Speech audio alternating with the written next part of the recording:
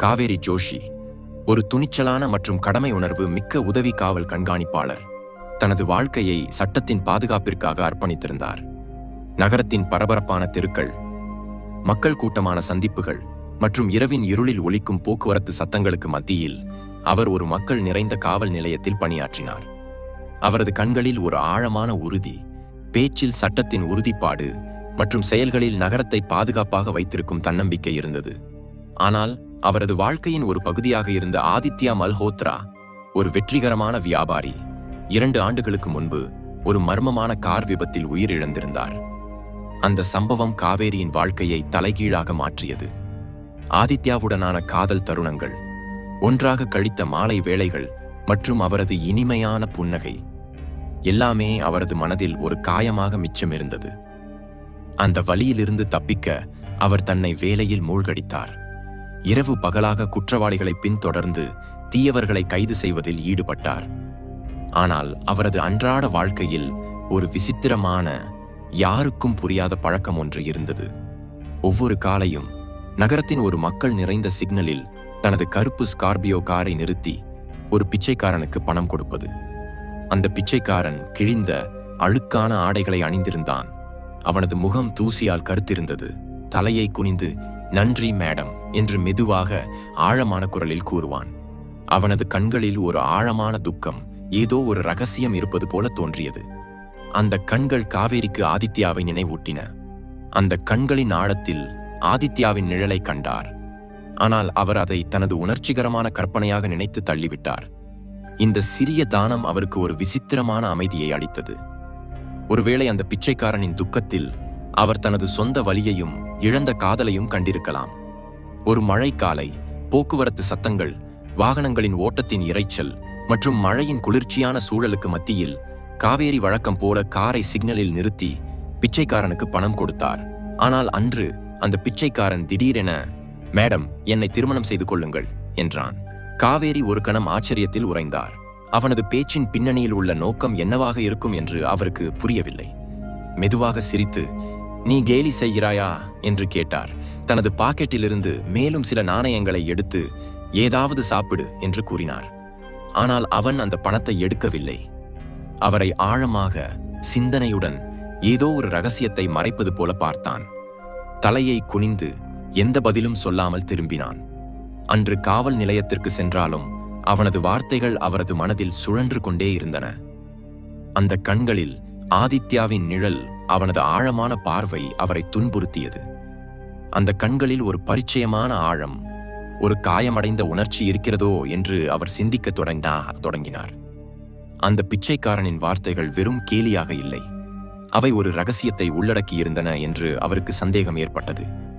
மறுநாள் காவேரி வழக்கம் போல சிக்னலுக்கு சென்று பணம் கொடுக்க முயன்ற போது பிச்சைக்காரன் மீண்டும் பேசினான். மேடம், எனக்கு ஒரு வாய்ப்பு கொடுங்கள், உங்களுக்காக நான் ஏதாவது செய்ய முடியும் என்றான். அவனது குரலில் ஒரு தன்னம்பிக்கை, ஒரு தீவிரம் இருந்தது. காவேரிக்கு கோபம் வந்தது. நான் உனக்கு உதவி செய்கிறேன், அதற்கு நீ எல்லாம் பேசுகிறாயா? உன் எல்லையில் இரு என்று கடுமையாக கூறினார்.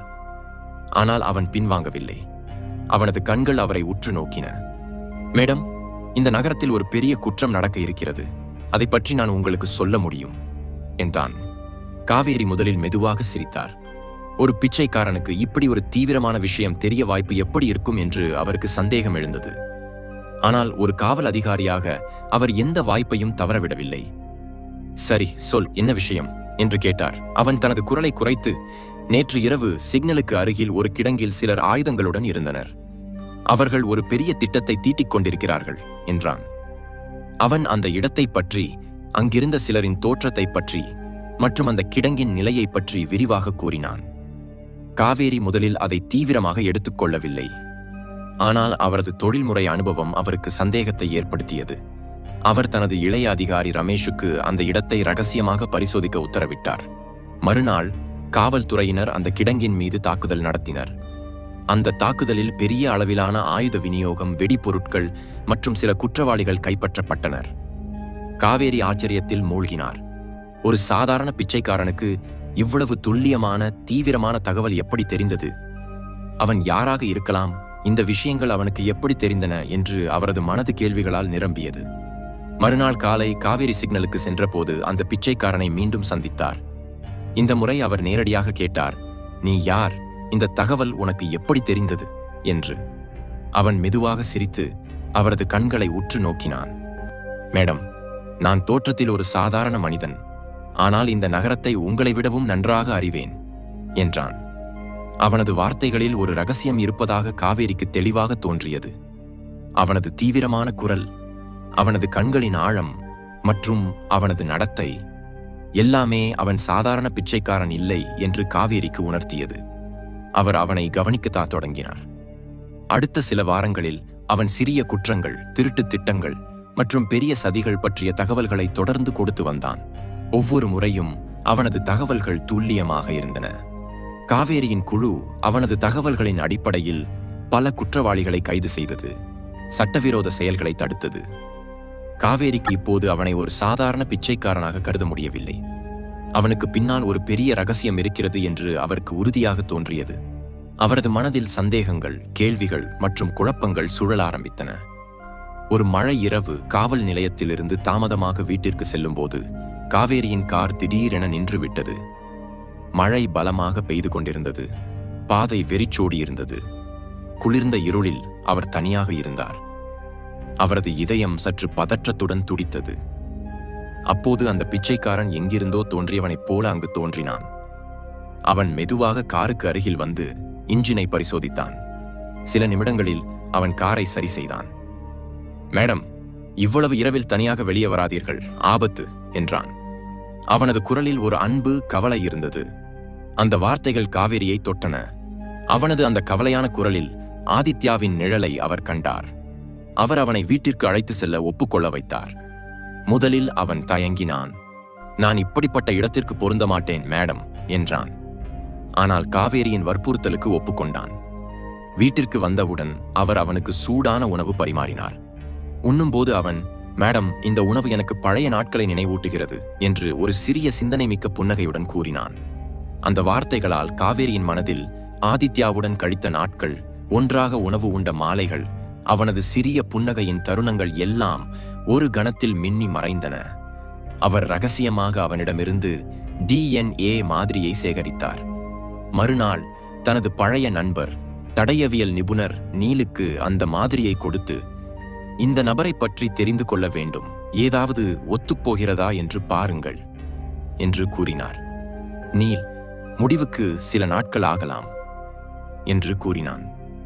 காவேரி அந்த பிச்சைக்காரனை மீண்டும் சந்தித்து, "உனக்கு ஒரு புதிய வாழ்க்கை கொடுக்க விரும்புகிறேன், இங்கு என்னுடன் இருக்கலாம்" என்று வற்புறுத்தி வீட்டின் பின்புறத்தில் ஒரு சிறிய அறையை கொடுத்தார்.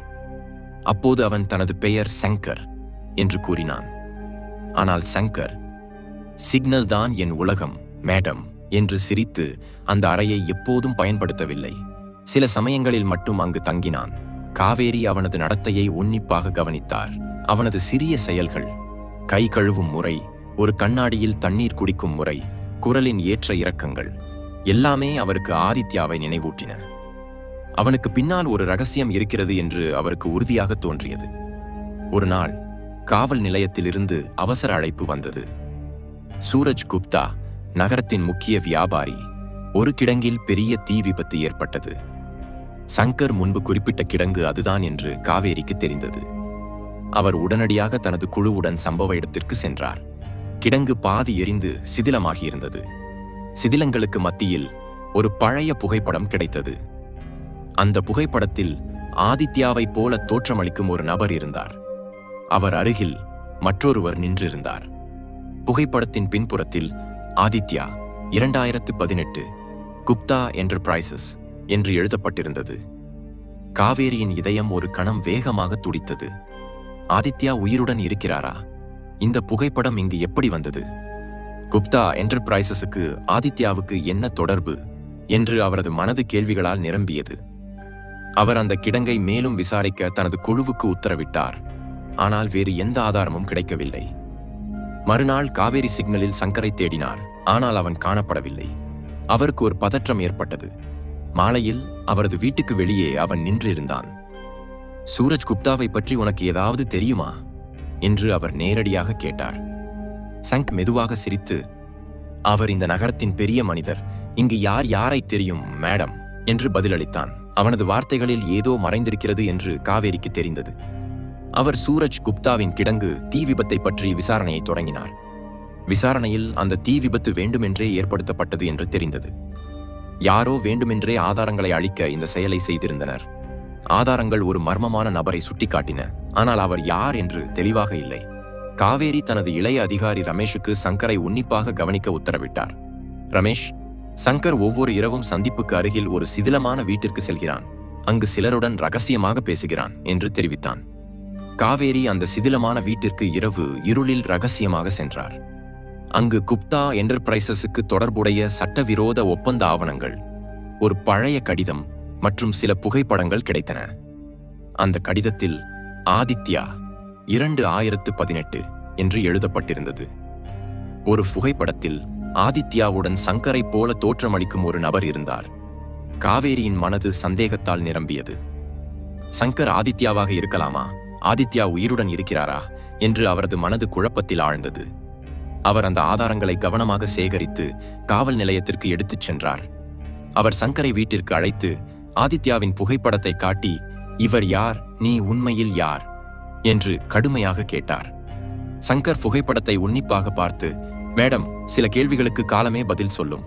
உங்களுக்கு நான் ஒருபோதும் தீங்கு செய்ய மாட்டேன் என்றான். காவேரிக்கு கோபம் வந்தது. சொல்லவில்லை என்றால் உன்னை கைது செய்வேன் என்று எச்சரித்தார். சங்கர் மெதுவாக சிரித்து, கைது செய்தால் நீங்கள் தேடும் உண்மை வெளியே வராது என்றான். அவனது இந்த வார்த்தைகள் அவரது சந்தேகத்தை மேலும் அதிகரித்தன. அந்த இரவு சங்கர் மற்றொரு முக்கிய தகவலை கொடுத்தான். சூரஜ் குப்தாவின் அலுவலகத்தில் ஒரு ரகசிய அடித்தள அறை உள்ளது. அங்கு சட்டவிரோத ஆயுத ஒப்பந்தங்கள், பண பரிவர்த்தனை ஆவணங்கள் வைக்கப்பட்டுள்ளன என்றான். காவேரி உடனடியாக தனது குழுவுடன் அந்த அலுவலகத்தின் மீது தாக்குதல் நடத்தினார். அடித்தள அறையில் பெரிய அளவிலான சட்டவிரோத ஆயுத ஒப்பந்த ஆதாரங்கள், லட்சக்கணக்கான ரூபாய் பணம் மற்றும் சில ரகசிய ஆவணங்கள் கிடைத்தன. சூரஜ் குப்தா கைது செய்யப்பட்டான். ஆனால் காவேரியின் மனது இன்னும் குழப்பத்தில் இருந்தது. சங்கரின் இந்த தகவல்கள் எங்கிருந்து வருகின்றன? அவனது நோக்கம் என்ன என்று அவர் சிந்திக்கத் தொடங்கினார். சங்கர் மற்றொரு தகவலை கொடுத்தான். நகரத்தின் வெளிப்புறத்தில் ஒரு பழைய தொழிற்சாலையில் குப்தாவின் குண்டர்கள் ஒரு பெரிய ஆயுத ஒப்பந்தம் செய்ய உள்ளனர் என்றான். காவேரி தனது குழுவுடன் அந்த தொழிற்சாலையின் மீது தாக்குதல் நடத்தி பல குண்டர்களை கைது செய்தார். கைதான ஒரு குண்டா, இந்த ஒப்பந்தத்தின் பின்னணியில் உண்மையான திட்டமிடுபவர் ஒரு பெரிய மனிதர். எங்களை பிடித்து விட்டாய், ஆனால் அவனை உன்னால் பிடிக்க முடியாது என்றான். அந்த வார்த்தைகள் காவேரியை மேலும் சந்தேகத்திற்கு உள்ளாக்கின. அதே சமயம் நீலிடமிருந்து DNA அறிக்கை வந்தது. சங்கரின் DNA ஆதித்யா மல்ஹோத்ராவுடன் முழுமையாக பொருந்தியது. காவேரி அதிர்ச்சியடைந்தார். சங்கர் உண்மையில் ஆதித்யாவா? ஆதித்யா உயிருடன் இருக்கிறாரா? அவரது மனது குழப்பத்தால் நிரம்பியது. அந்த இரவு சங்கர் வீட்டில் காணப்படவில்லை. மேசையில் ஒரு சிறிய காகிதம் இருந்தது. மேடம், நான் சில நாட்களுக்கு வெளியே செல்ல வேண்டும். திரும்பி வருவேன். காவேரி இனி காத்திருக்க முடியாமல் சங்கரை பின்தொடர முடிவு செய்தார். ரமேஷ், சங்கரை கடைசியாக நகரத்தின் வெளிப்புறத்தில் ஒரு பழைய தொழிற்சாலை அருகே பார்த்தேன் என்று கூறினான். காவேரி தனது சேவை ரிவால்வரை எடுத்து தொலைபேசியில் டிராக்கரை ஆன் செய்து அந்த தொழிற்சாலைக்கு சென்றார். இரவின் இருள் அந்த தொழிற்சாலையை பயமுறுத்துவதாக இருந்தது.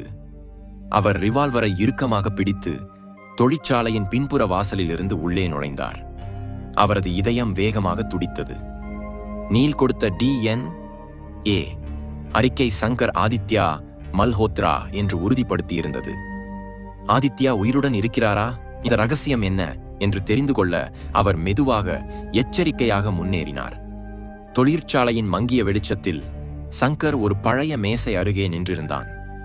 அவனுக்கு முன்னால் பிரதீப் குப்தா, சூரஜ் குப்தாவின் சகோதரர், கோபத்துடன் நின்றிருந்தான். காவேரி ஒரு சுவருக்கு பின்னால் மறைந்து அவர்களின் உரையாடலை பார்க்கத் தொடங்கினார். பிரதீப் கத்தினான், நீ என் சகோதரர் சூரஜை சிறைக்கு அனுப்பிவிட்டாய். என் திட்டங்களை அழித்து விட்டாய். நீ யார்? எங்கள் வலையை பற்றி உனக்கு எப்படி தெரிந்தது? சங்கர் தீவிரமான குரலில், நான் ஆதித்யா மல்ஹோத்ரா, உன் சதியை அழிக்க உயிருடன் இருக்கிறேன் என்றான். காவேரியின் இதயம் ஒரு கணம் நின்றது போல் இருந்தது. ஆதித்யாவுடன் கழித்த நாட்கள், அவனது சிரிப்பு, ஒன்றாக கழித்த மாலைகள், அந்த விபத்தில் அவனை இழந்த வலி, எல்லாமே ஒரு கணத்தில் அவரது மனதில் மின்னி மறைந்தன. அவரது கண்களில் கண்ணீர் திரண்டது. அவர் ரிவால்வரை எடுத்து, பிரதீப், கைகளை மேலே தூக்கு என்று கத்தினார். சங்கரை நோக்கி திரும்பி, இப்போது உண்மையை சொல் என்று கடுமையாக கூறினார். அந்த கணத்தில் பிரதீப் தனது பாக்கெட்டில் இருந்து துப்பாக்கியை எடுக்க முயன்றான். ஆனால் காவேரி வேகமாக சுட்டார்.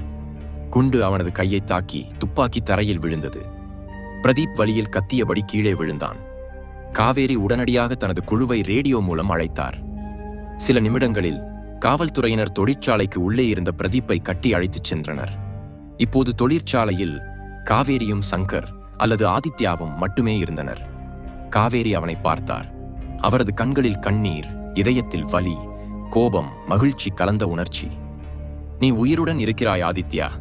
2 ஆண்டுகளாக இந்த உண்மையை என்னிடம் சொல்லவில்லை, ஏன் என்று குரல் தழுதழுக்க கேட்டார். ஆதித்யா மெதுவாக அவர் அருகில் வந்தான். அவனது கண்களில் வருத்தம், துக்கம் தெரிந்தது. காவேரி, என்னை மன்னித்துவிடு. அந்த விபத்து ஒரு சதியாக இருந்தது. அந்த இரவு குப்தாவின் குண்டர்கள் என் காரை பள்ளத்தில் தள்ளினர்.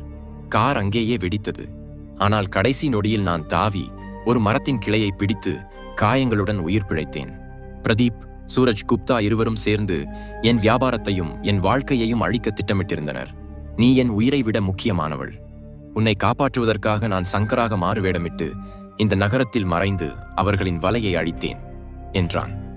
காவேரி ஒரு கணம் நின்று கடந்த 2 ஆண்டுகளின் வலி, தனிமை, சந்தேகங்களை நினைவு கூர்ந்தார்.